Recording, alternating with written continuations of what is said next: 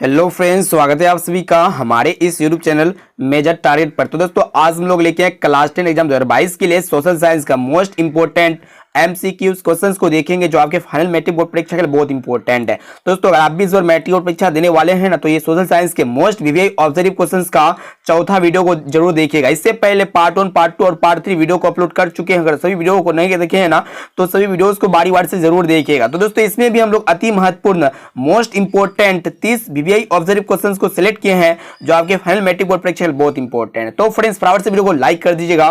Channel पर नए हैं ना, तो प्लीज चैनल को सब्सक्राइब करके बेल आइकन को प्रेस करके ऑल पर जरूर सेलेक्ट कर लीजिएगा। तो आइए देखते हैं आप आज का फर्स्ट प्रश्न जो अत्यंत महत्वपूर्ण है। देखिएगा ध्यानपूर्वक क्या कराए कि आधुनिक छापाखाना का आविष्कार किसने किया था। मोस्ट इंपोर्टेंट प्रश्न है और 100% आने की संभावना है। तो दोस्तों ऑप्शन ए में आपका दिया हुआ गुटेनबर्ग ने, या फिर मार्को पोलो ने, और ऑप्शन सी है लेनिन ने, और ऑप्शन डी में आपका दिया हुआ है न्यूटन ने। तो दोस्तों आधुनिक छापाखाना का जो आविष्कार किए थे ना, गुटेनबर्ग ने किए थे। यहाँ पे हमारा ऑप्शन नंबर ए जो है ना बिल्कुल से उत्तर हो जाएगा।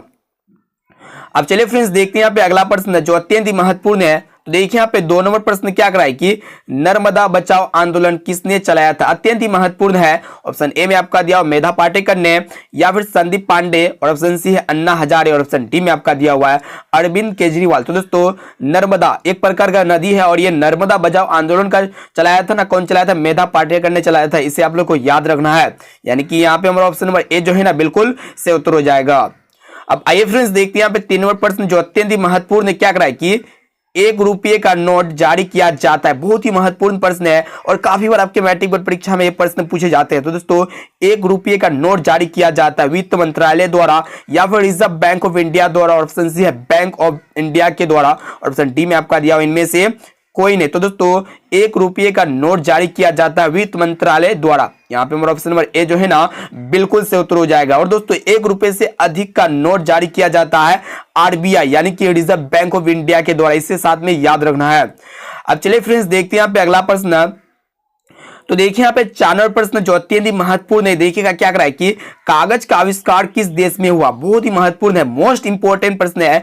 ऑप्शन ए में आपका दिया चीन में, या फिर जर्मनी में, और ऑप्शन सी है जापान में, और ऑप्शन डी में आपका दिया हुआ है रोम में। तो दोस्तों ये कागज का आविष्कार जो है ना चीन में हुआ था। यहाँ पे हमारा ऑप्शन नंबर ए जो है ना बिल्कुल से उत्तर हो जाएगा। और दोस्तों इसी प्रकार और एक टाइप का प्रश्न पूछे जाते हैं कि कागजी मुद्रा का शुरुआत किस देश में हुआ था। तो दोस्तों कागजी मुद्रा का शुरुआत भी जो है ना चीन देश से ही हुआ था। साथ में इसे भी आप लोग को याद रखना है।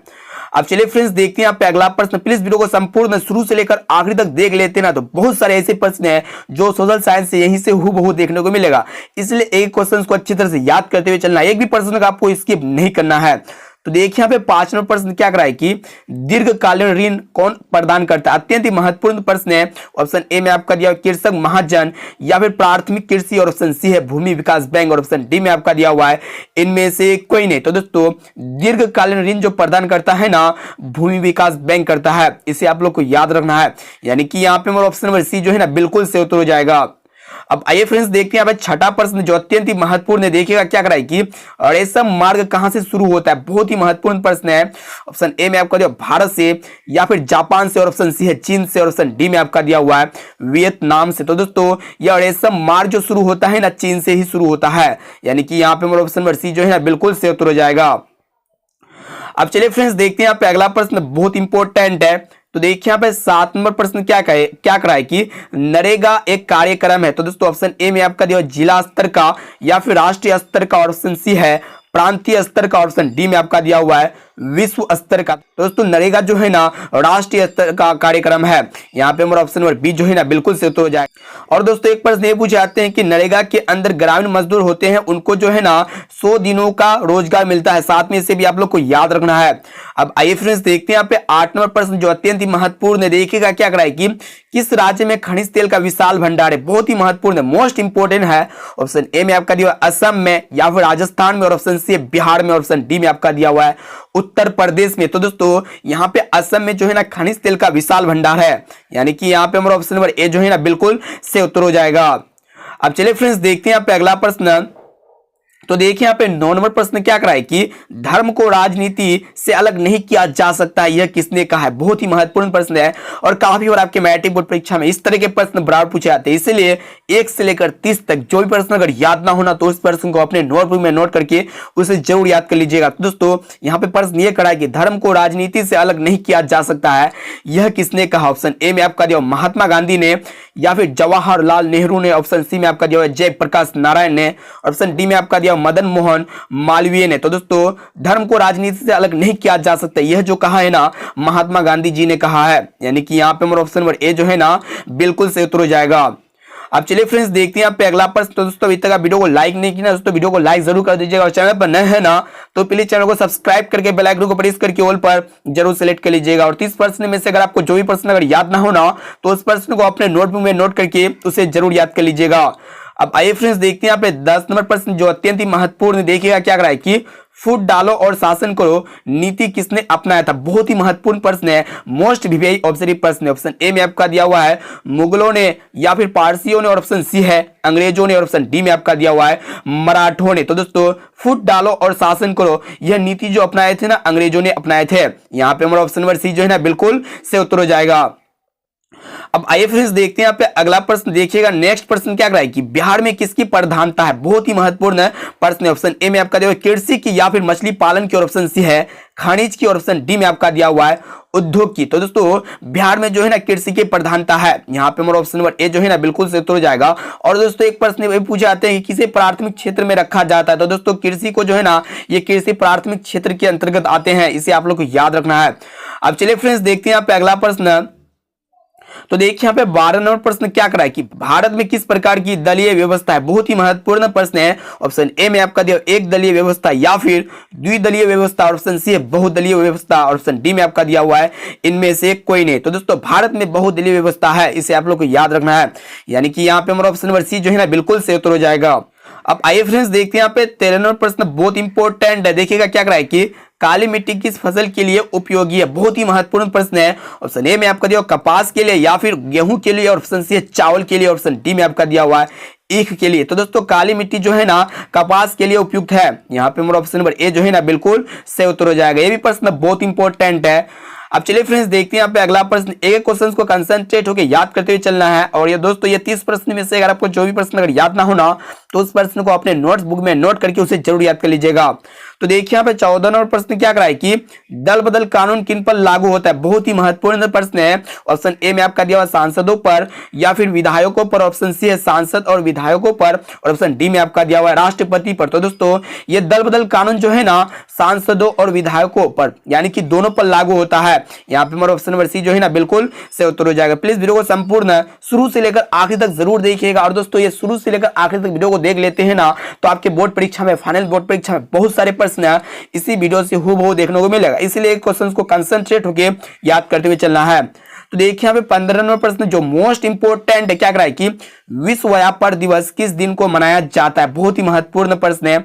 ऑप्शन ए में आपका दिया 5 जनवरी को, या फिर 5 अगस्त को, और ऑप्शन सी 5 जून को, और ऑप्शन डी में आपका दिया हुआ है 5 अप्रैल को। तो दोस्तों विश्व पर्यावरण दिवस जो मनाया जाता है ना 5 जून को मनाया जाता है। यहाँ पे हमारा ऑप्शन नंबर सी जो है ना बिल्कुल से उत्तर हो जाएगा। अब आइए फ्रेंड्स देखते हैं यहाँ पे नेक्स्ट प्रश्न जो अत्यंत ही महत्वपूर्ण है। देखिएगा क्या कराए कि इनमें से किसे प्राथमिक क्षेत्र कहा जाता है। मोस्ट वीवीआई ऑब्जर्व प्रश्न है। ऑप्शन ए में आपका दिया हुआ सेवा क्षेत्र को, या फिर कृषि क्षेत्र को, और ऑप्शन सी है औद्योगिक क्षेत्र को, और ऑप्शन डी में आपका दिया हुआ इनमें से कोई नहीं। तो दोस्तों प्राथमिक क्षेत्र जो है ना कृषि क्षेत्र को कहा जाता है, इसे आप लोग को याद रखना है। यहाँ पे हमारा ऑप्शन नंबर बी जो है ना बिल्कुल से उत्तर हो जाएगा। और दोस्तों ये औद्योगिक क्षेत्र जो है ना द्वितीय क्षेत्र को कहा जाता है, और दोस्तों ये सेवा क्षेत्र जो है ना तृतीय क्षेत्र के अंतर्गत आते हैं। साथ में इसे भी आप लोग को याद रखना है। अब चलिए फ्रेंड्स देखते हैं यहाँ पे अगला प्रश्न। तो देखिए यहाँ पर 17 नंबर प्रश्न जो मोस्ट इंपोर्टेंट प्रश्न है। देखिएगा क्या करा है कि इनमें से किस देश में मिश्रित अर्थव्यवस्था है। ऑप्शन ए में आपका दिया अमेरिका में, या फिर रूस में, और ऑप्शन सी है भारत में, और ऑप्शन डी में आपका दिया हुआ है चीन में। तो दोस्तों आप लोगों को पता होगा जो हमारा देश भारत है ना इसमें मिश्रित अर्थव्यवस्था है। यहाँ पे हमारा ऑप्शन नंबर सी जो है ना बिल्कुल से उत्तर हो जाएगा। अब आइए फ्रेंड्स देखते हैं यहाँ पे 18 नंबर प्रश्न मोस्ट इंपोर्टेंट क्या करा है कि किस राज्य में वनों का विस्तार अधिक है। बहुत ही महत्वपूर्ण है। ऑप्शन ए में आपका दिया उत्तर प्रदेश में, या फिर हरियाणा में, और ऑप्शन सी मध्य प्रदेश में, और ऑप्शन डी में आपका दिया बिहार में। तो दोस्तों आप लोग को यहाँ पे ये बतलाना है कि किस राज्य में वनों का विस्तार सबसे अधिक है। तो दोस्तों आप लोग को बता देते हैं जो मध्य प्रदेश राज्य है ना, इसमें वनों का विस्तार सबसे अधिक है। यहाँ पे हमारा ऑप्शन नंबर सी जो है ना बिल्कुल से उत्तर हो जाएगा। अब चलिए फ्रेंड्स देखते हैं यहाँ पे अगला प्रश्न। देखिए यहाँ पे 19 नंबर प्रश्न जो अत्यंत ही महत्वपूर्ण, देखिएगा ध्यानपूर्वक क्या करा है कि इनमें से किसे पिछड़ा राज्य कहते हैं। बहुत इंपॉर्टेंट प्रश्न है। ऑप्शन ए में आपका दिया पंजाब को, या फिर केरल को, ऑप्शन सी है बिहार को, ऑप्शन डी में आपका दिया दिल्ली को। तो दोस्तों आप लोगों को पता ही होगा जो हमारा बिहार राज्य है ना, इसे पिछड़ा राज्य कहा जाता है। यहाँ पे हमारा ऑप्शन नंबर सी जो है ना बिल्कुल से उत्तर हो जाएगा। अब चलिए फ्रेंड्स देखते हैं यहाँ पे अगला प्रश्न। तो दोस्तों अभी तक वीडियो को लाइक नहीं किया ना, तो वीडियो को लाइक जरूर कर दीजिएगा, और चैनल पर नए हैं ना तो पहले चैनल को सब्सक्राइब करके बेल आइकन को प्रेस करके ऑल पर जरूर सेलेक्ट कर लीजिएगा। और दोस्तों ये 30 प्रश्न में से अगर आपको जो भी प्रश्न अगर याद ना होना तो उस प्रश्न को अपने नोटबुक में नोट करके उसे जरूर याद कर लीजिएगा। तो देखिए यहाँ पे 20 नंबर प्रश्न जो अत्यंत ही महत्वपूर्ण है, देखिएगा क्या करा है कि राजनीतिक दल का आशय है। बहुत ही महत्वपूर्ण प्रश्न है। ऑप्शन ए में आपका दिया हुआ है अफसरों के समूह से, या फिर सेनाओं के समूह से, और ऑप्शन सी में आपका दिया हुआ है व्यक्तियों के समूह से, और ऑप्शन डी में आपका दिया हुआ है किसानों के समूह से। तो दोस्तों राजनीतिक दल का जो आशय है ना, यह व्यक्तियों के समूह से है। यहाँ पे हमारा ऑप्शन नंबर सी जो है ना बिल्कुल से उत्तर हो जाएगा। अब आइए फ्रेंड्स देखते हैं यहाँ पे 21 नंबर प्रश्न जो अत्यंत ही महत्वपूर्ण है कि दक्षिण भारत की सबसे बड़ी नदी घाटी परियोजना है। मोस्ट इंपोर्टेंट प्रश्न है। ऑप्शन ए में आपका दिया तुंगभद्रा, या फिर अमरावती, और ऑप्शन सी है चंबल, और ऑप्शन डी में आपका दिया हुआ है हीराकुंड। तो दोस्तों दक्षिण भारत की जो सबसे बड़ी नदी घाटी परियोजना है ना, तुंगभद्रा है। यहाँ पे हमारा ऑप्शन नंबर ए जो है ना बिल्कुल से उत्तर हो जाएगा। और ये भी प्रश्न मोस्ट इंपोर्टेंट है, ठीक है। एक क्वेश्चन को कंसंट्रेट होकर याद करते हुए चलना है। और दोस्तों ये 30 प्रश्न में से अगर आपको जो भी प्रश्न याद ना होना तो उस प्रश्न को अपने नोटबुक में नोट करके उसे जरूर याद कर लीजिएगा। अब चलिए फ्रेंड्स देखते हैं यहाँ पे अगला प्रश्न। तो देखिए यहाँ पे 22 नंबर प्रश्न क्या करा है कि निम्न में से कौन नीति आयोग का पदेन अध्यक्ष होता है। बहुत इंपॉर्टेंट प्रश्न है। ऑप्शन ए में आपका दिया प्रधानमंत्री, या फिर योजना मंत्री, ऑप्शन सी है राष्ट्रपति, और ऑप्शन डी में आपका दिया मुख्यमंत्री। तो दोस्तों ये प्रश्न बहुत इंपॉर्टेंट है और काफी सिंपल है। तो दोस्तों नीति आयोग का जो पदेन अध्यक्ष होता है ना, प्रधानमंत्री होता है। यहाँ पे हमारा ऑप्शन नंबर ए जो है ना बिल्कुल से उत्तर हो जाएगा। एक क्वेश्चन को अच्छी तरह से याद करते हुए चलना है। अब आइए फ्रेंड्स देखते हैं यहाँ पे अगला प्रश्न क्या कराए कि देखिएगा 23 नंबर प्रश्न कि कौन सी मिट्टी सर्वाधिक उपजाऊ होती है। बहुत इंपॉर्टेंट प्रश्न है। ऑप्शन ए में आपका दिया पर्वतीय मिट्टी, या फिर मरुस्थलीय मिट्टी, और ऑप्शन सी है काली मिट्टी, और ऑप्शन डी में आपका दिया हुआ जलोढ़ मिट्टी। तो दोस्तों सबसे अधिक जो उपजाऊ मिट्टी होती है ना, यानी कि सबसे अधिक किस मिट्टी में खेती की जाती है, फसल की जाती है, तो दोस्तों जलोढ़ मिट्टी में सबसे अधिक खेती की जाती है। यहाँ पे हमारा ऑप्शन नंबर डी जो है ना बिल्कुल से उत्तर हो जाएगा। ये भी प्रश्न मोस्ट इंपॉर्टेंट प्रश्न है। अब चलिए फ्रेंड्स देखते हैं यहाँ पे अगला प्रश्न। तो देखिए यहाँ पे 24 नंबर प्रश्न क्या कराए कि लोकतंत्र का प्राण किसे माना जाता है। बहुत इंपॉर्टेंट प्रश्न है। ऑप्शन ए में आपका है सरकार को, या फिर ऑप्शन बी है न्यायपालिका को, या फिर संविधान को, और ऑप्शन डी में आपका दिया हुआ राजनीतिक दल को। तो दोस्तों लोकतंत्र का प्राण जो है ना किसे माना जाता है, राजनीतिक दल को माना जाता है। यानी कि यहाँ पे हमारा ऑप्शन नंबर डी जो है ना बिल्कुल से उत्तर हो जाएगा। अब चलिए फ्रेंड्स देखते हैं यहाँ पे नेक्स्ट प्रश्न जो अत्यंत ही महत्वपूर्ण प्रश्न कंटिन्यू आता रहा है, इसलिए एक क्वेश्चन को अच्छी तरह से याद करते हुए चलना है। तो देखिए यहाँ पे 25 नंबर प्रश्न क्या कराए कि चेक क्या है। तो दोस्तों ऑप्शन ए में आपका दिया हुआ श्रमिक वर्ग, या फिर पादरी वर्ग, और ऑप्शन सी है सेना की टुकड़ी, और ऑप्शन डी में आपका दिया हुआ है पुलिस दस्ता। तो दोस्तों ये चेक एक प्रकार का जो है ना पुलिस दस्ता है, इसे आप लोग को याद रखना है। यानी कि यहाँ पे हमारा ऑप्शन नंबर डी जो है ना बिल्कुल से उत्तर हो जाएगा। तो दोस्तों इस वीडियो में हम लोग काफी महत्वपूर्ण, अत्यंत महत्वपूर्ण, मोस्ट इंपोर्टेंट सामाजिक विज्ञान के 30 ऑब्जेक्टिव प्रश्न को सिलेक्ट किए हैं। और ये जो 30 ऑब्जेक्टिव प्रश्न है ना आपके फाइनल मैट्रिक बोर्ड परीक्षा में, ये 30 प्रश्न में से बहुत सारे ऐसे प्रश्न है जो हूबहू आपके फाइनल मैट्रिक बोर्ड परीक्षा में देखने को मिलेगा। इसलिए एक क्वेश्चन को कंसंट्रेट होकर याद करते हुए चलना है।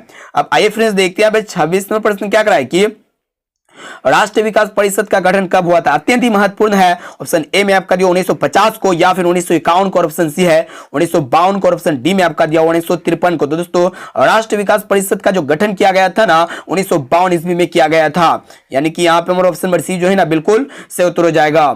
अब चलिए फ्रेंड्स देखते हैं यहाँ पे अगला प्रश्न।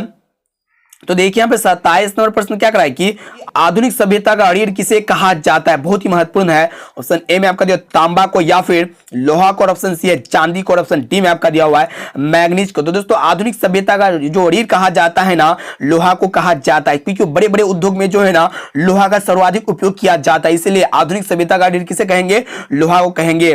और दोस्तों एक प्रश्न ये पूछे जाते हैं कि लोहा जो है ना किस राज्य में सबसे अधिक होता है, दोस्तों कर्नाटक में सबसे अधिक इसका उपयोग किया जाता है। ठीक है, अब आइए फ्रेंड्स देखते हैं यहाँ पे 28 नंबर प्रश्न जो अत्यंत ही महत्वपूर्ण है, देखिएगा ध्यानपूर्वक क्या कराएगी। भारत का प्रथम जल विद्युत संयंत्र की स्थापना कहां हुई थी, बहुत ही इंपॉर्टेंट प्रश्न है। ऑप्शन ए में आपका दिया बिहार में, या फिर उत्तर प्रदेश में, और ऑप्शन सी है दार्जिलिंग में, और ऑप्शन डी में आपका दिया हुआ है हरियाणा में। तो दोस्तों भारत का प्रथम जल विद्युत संयंत्र की जो स्थापना हुई थी ना, दार्जिलिंग में हुई थी। यहाँ पे हमारा ऑप्शन नंबर सी जो है ना बिल्कुल से उत्तर हो जाएगा, याद रखना है।